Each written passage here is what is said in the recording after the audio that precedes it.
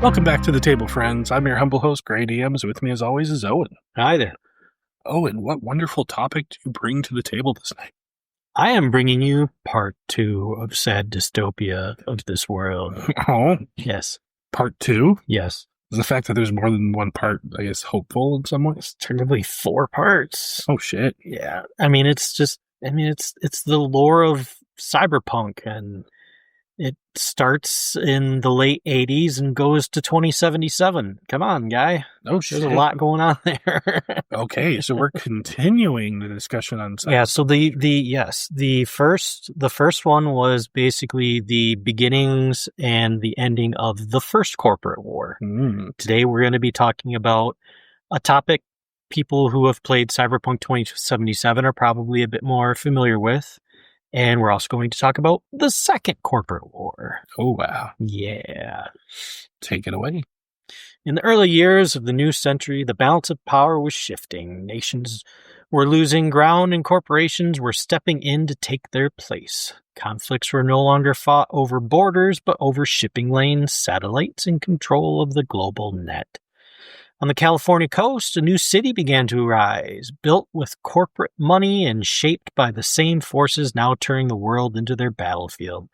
The struggle for power here was just one front in a larger conflict, one that would soon ignite across oceans and data streams alike. This is the story of how that vision took shape and how the Second Corporate War began.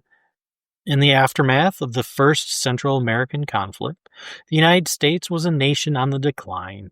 Its economy faltered under embargoes and trade restrictions, while the federal government slid deeper into paralysis and dependency on corporate power. Martial law came and went, but authority was increasingly ceded to private sector.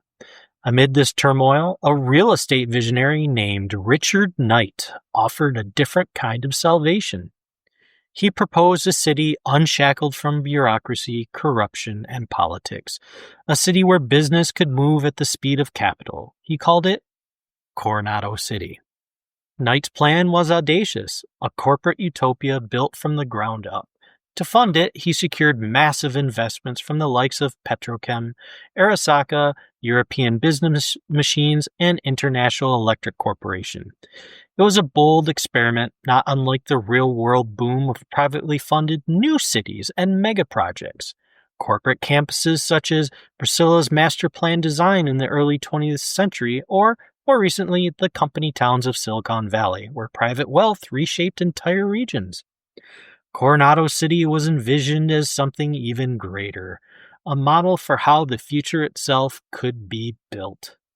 Construction began near Morro Bay, California, chosen for its deep water port and relative isolation. For a time, the dream worked.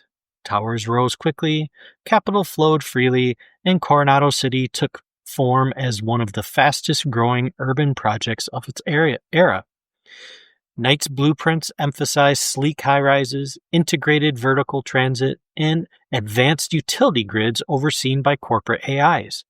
It was a vision not entirely unlike the experimental arcologies being discussed in the real world during the late 20th century, vast self-contained habitats designed to merge efficiency, ecology, and urban living. But utopias attract predators. The same corporations who bankrolled Coronado City never intended to play fair, and organized crime saw the project as fertile ground for skimming and control. Construction contracts became battlefields, accusations of sabotage spread, and threats mounted against Knight himself.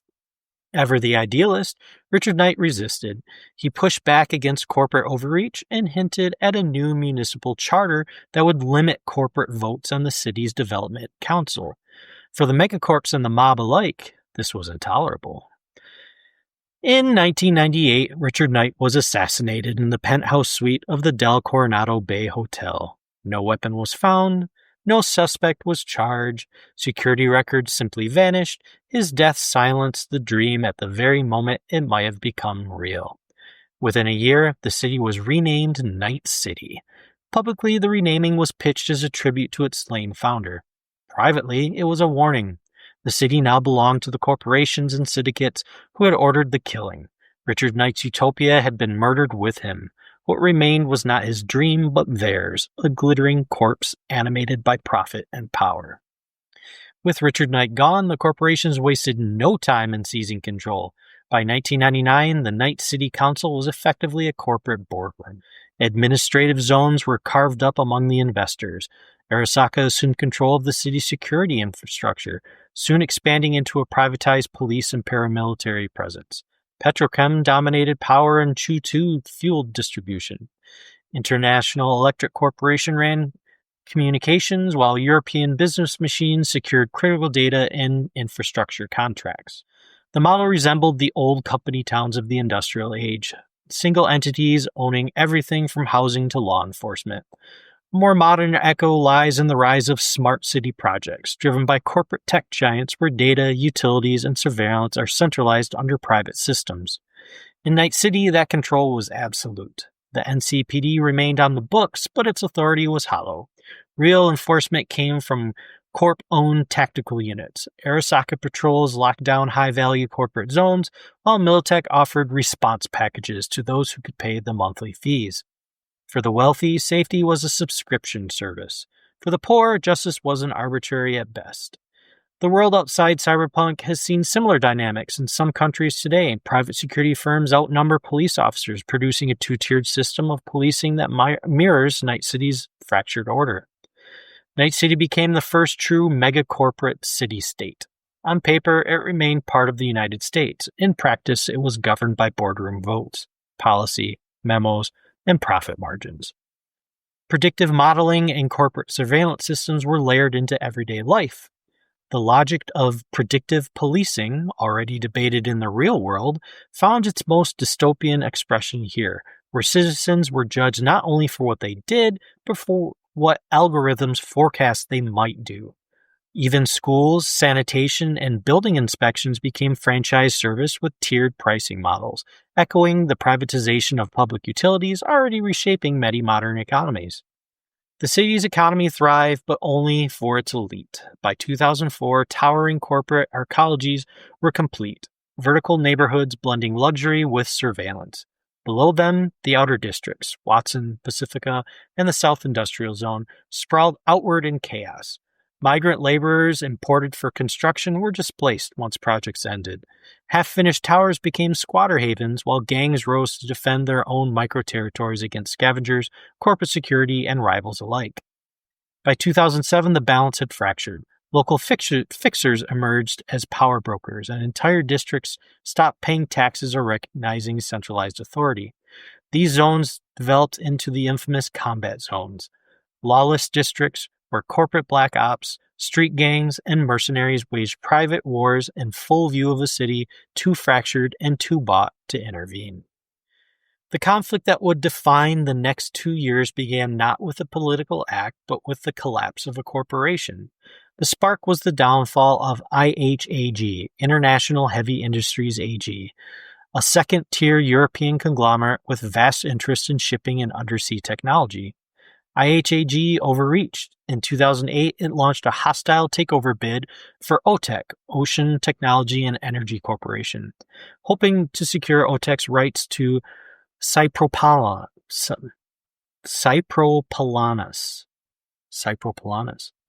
a revolutionary form of biodegradable plastic critical to deep-sea construction and energy.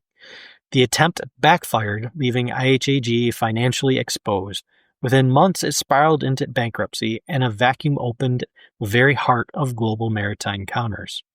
The collapse set two powerful blocs on a collision course. OTEC, flush with corporate allies, moved to seize IHAG's remaining assets and establish dominance over seabed mining and offshore energy. Opposing them was CINO, Consortium of International Nautical Operators, a coalition of shipping corporations determined to prevent any single player from monopolizing the world's trade routes. At stake was control of the oceans themselves, the lifeblood of global counters. This was not a battle for the courtroom. Both sides escalated quickly into corporate sabotage, cyber attacks, and disruption of shipping lanes.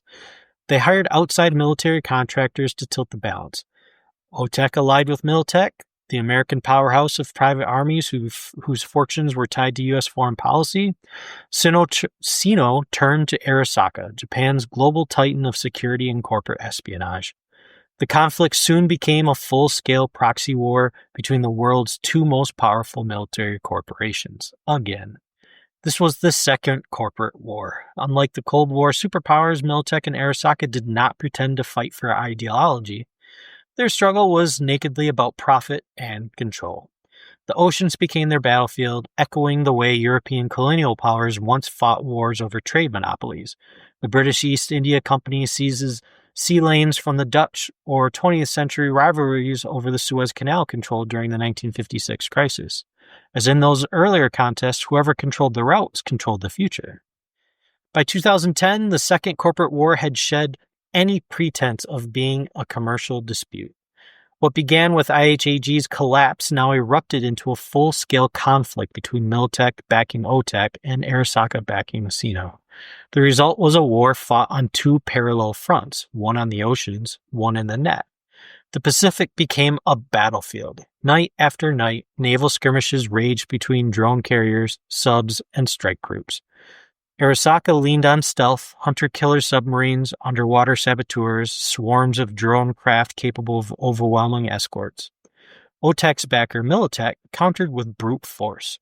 Carrier-led battle groups with orbital overwatch, railgun batteries slaved to satellites, and coordinated drone strikes.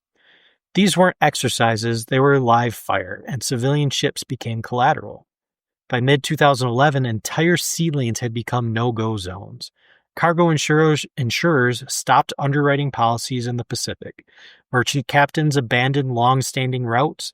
Island nations like Nauru and Micronesia, already hanging by economic threads, faced shortages of fuel, food, and medical supplies.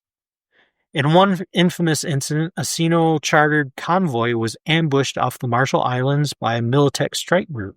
3 tankers and the civilian crew were sunk, with no survivors. The incident was never acknowledged in official reports, but satellite images leaked through the net painted the ocean black with burning fuel.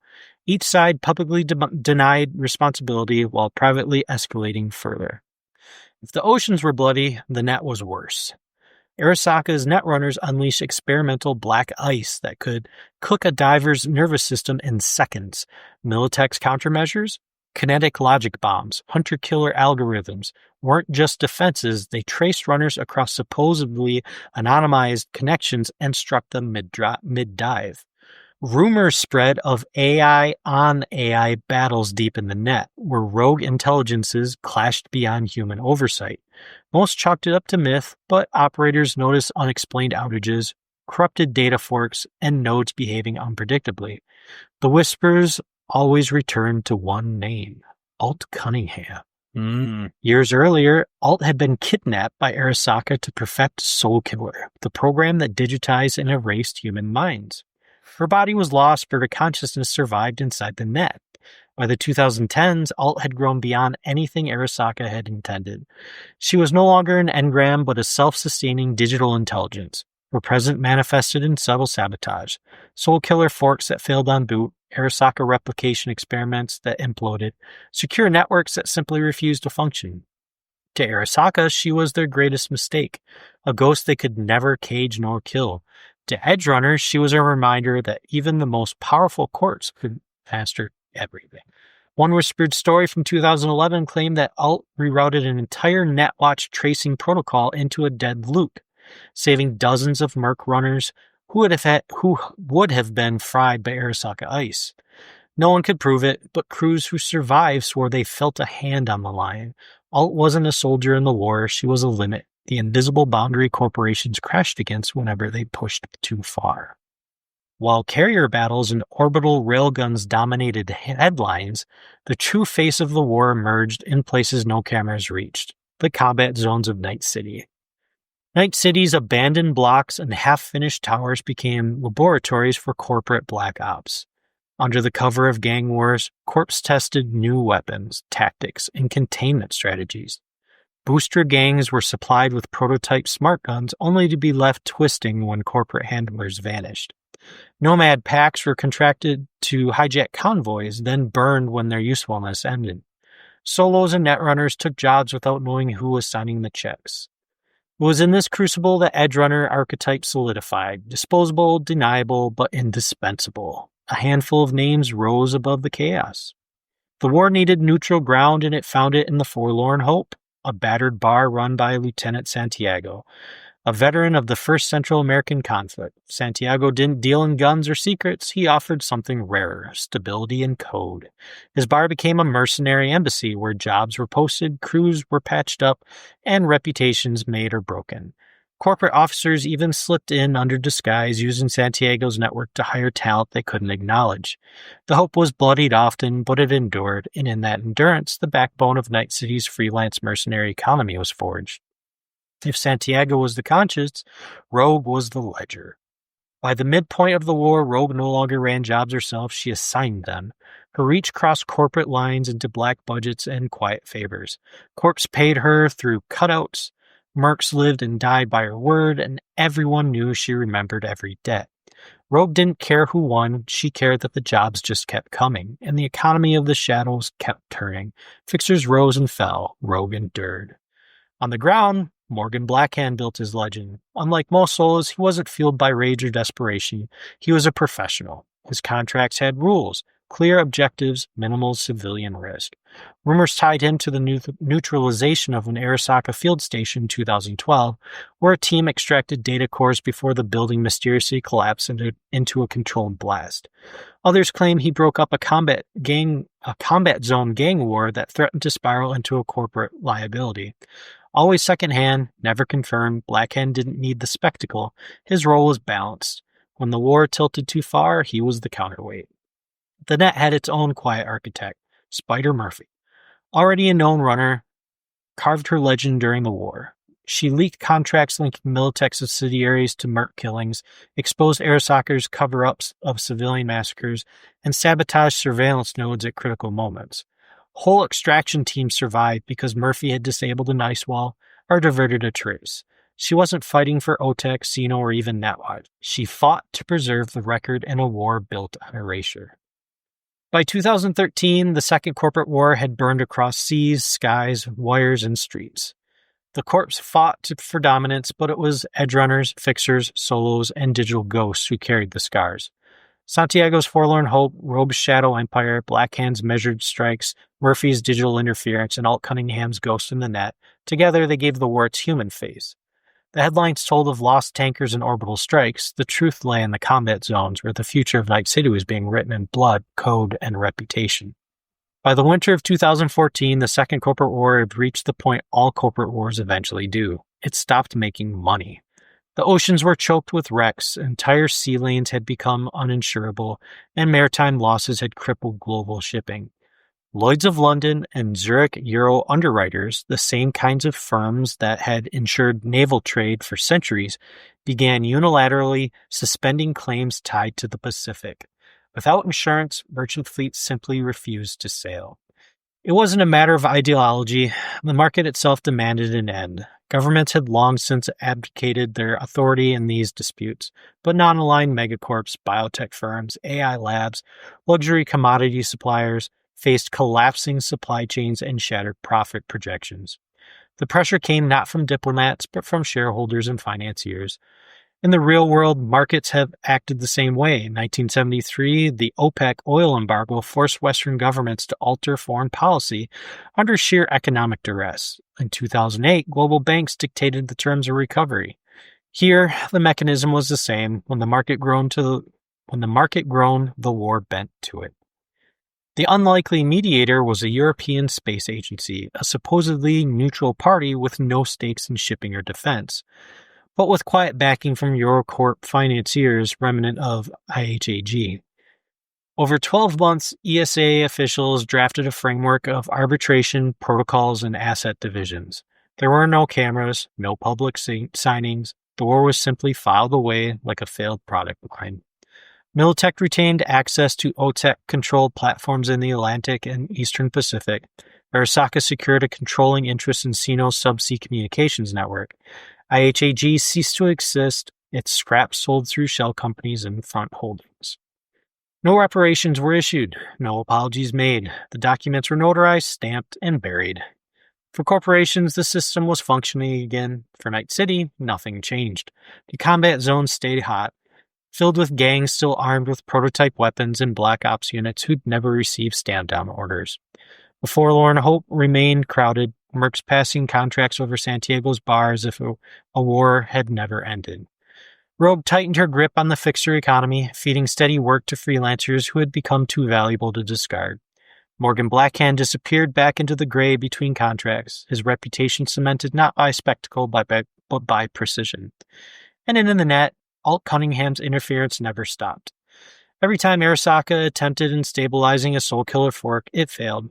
Every time a replication project neared viability, it collapsed.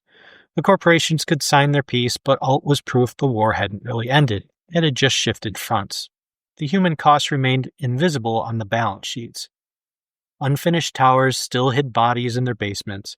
Entire neighborhoods had lost water, power, or sanitation, with no repairs ever coming. For the people of Night City, the peace was indistinguishable from the war. The Second Corporate War left no statues, no parades, no memorials. It wasn't that kind of war. What it left were conditions, fractured supply chains, normalized private armies, and the precedent that corporations could fight open wars without shattering the system, so long as the accounting balanced. It confirmed what many had already suspected. Nations were no longer the primary actors. Wars no longer needed flags. They needed logistic networks, private militaries, and legal deniability. And when they ended, they didn't conclude with treaties, they simply stopped being profitable. In Night City, the end of the war looked like a transition, not a ceasefire. The combat zone stayed violent and economically shattered. Official maps still labeled districts with their pre-war names, but locals and mercs had new ones. Little Europe, the Hot Zone, the Ziggurats. Each was defined not by municipal boundaries, but by whichever fixer, gang, or private security firm held power that week. By the late 2010s, the structures of the war had simply become everyday business. Localized private conflicts escalated without warning. Cybersecurity teams operated like special forces. Orbital surveillance stood in for diplomacy. Data itself was both weaponized and prized. And through it all, culture responded. In the clubs and combat zone warehouses, music from the ruined districts no longer tried to inspire. It accused, it remembered. It warned, much like the protest songs of the Vietnam era or the punk explosion of the 1970s, this wave of sound gave voice to those crushed beneath the system, even if the corpos pretended not to hear. The corporations had won the war, but their victory was hollow. They had proven their model of conflict worked, and that was enough. For Night City's people, for the mercs, runners, and ghosts in the machine, the war wasn't over. It had simply changed shape. The battlefield had shifted from seas and satellites to streets and servers. And everyone knew the long shadow of the Second Corporate War was only the beginning. Dun, dun, dun. Yeah. So more stuff to look forward to in the next 20 to 30 years, right? Yeah. I'm surprised how many important figures show up in the Cyberpunk 2077. Yeah, I was too. I had to go back and are you sure these, this is where this stuff came from? And yeah, sure enough, a lot of these people were there. I mean, Morgan Blackhand, you hear about a lot in 2077, but you never see him. You see Rogue, but I mean, she's old. Just retired. And I can't remember how old they said she was, but I mean, she's very old. Johnny Silverhand, this hasn't even gotten to him yet. He's in the next war. So it's a lot of those people were established, and a lot of the lore is you're seeing it from Johnny's perspective, and Johnny's I'm a big deal. And to some of the people involved with him, he was, but as a whole, he wasn't. He was never that important. And there's a lot of talk that the bomb that Johnny had wasn't a real bomb. Morgan Blackhand had the real bomb, and he's the one that blew up the tower. Oh. And Johnny's whole thing was just a distraction, so he could do what he had to do. So it's yeah. I mean, spoilers for 2077. Sorry. Plot thickens. I mean, honestly, if you haven't played the game by now, you should just go out and play the game. Yeah, it's a great game. Don't listen to any of the bad press it got when it was first released. They fixed all that. Yeah. It's a great game. It's fantastic. It's not even that buggy anymore. Tell me when it launched. Oh yeah, when it launched, it was cool. Now it's been streamlined Yep. and improved. It's almost unrecognizable in some aspects because they redid a lot of the mechanics, a lot of the skills trees and stuff like that. A lot of it's still there, but like it works differently. They changed how net running and everything worked, how hacking and everything worked, which was a little disappointing. It became a lot more difficult. Oh, because before, like you could upload viruses and screw people up. Now, as soon as you do that, there's a timer and they're tracing you. Like every time, like you have no choice unless you figure out who that person is. And that was sort of in it originally, but it was a lot more rare. Like it was another net runner just happened to be there and they're like, oh, they're tracking you. Now it's everybody does it. As soon as you walk into an area and you initiate some kind of hacking ability, they're already searching for you.